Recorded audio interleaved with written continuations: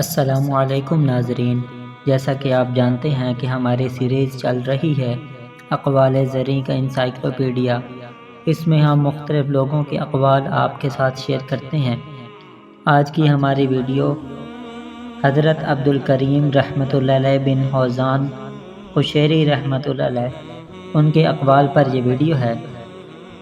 عبدالکریم بن حوزان قریشی فرماتے تھے، پہلے خیال کے آتے ہی اس کے مطابق عمل کرنا جوہد کہلاتا ہے۔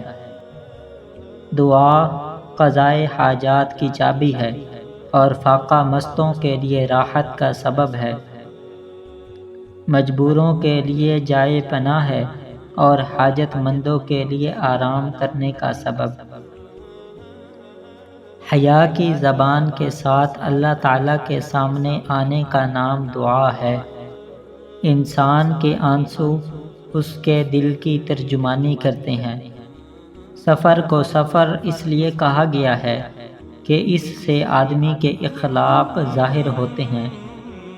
عارف جو کچھ کہتا ہے در حقیقت وہ اس سے بلند ہوتا ہے، اور عالم جو کچھ کہتا ہے وہ اس سے کم درجے کا ہوتا ہے۔ صدق کا ادنیٰ ترین درجہ یہ ہے کہ انسان کا ظاہر اور باطن یکساں ہو۔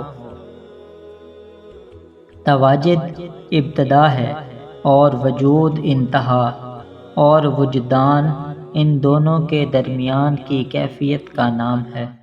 محسن کے احسان کا ذکر کر کے اس کی تعریف کرنا شکر ہے۔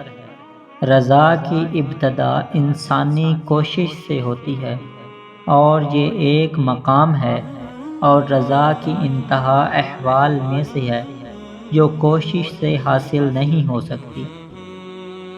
ارادت راہ طریقت کی ابتدا ہے، اور یہ اللہ تعالیٰ کی طرف جانے کا ارادہ کرنے والوں کی پہلی منزل کا نام ہے۔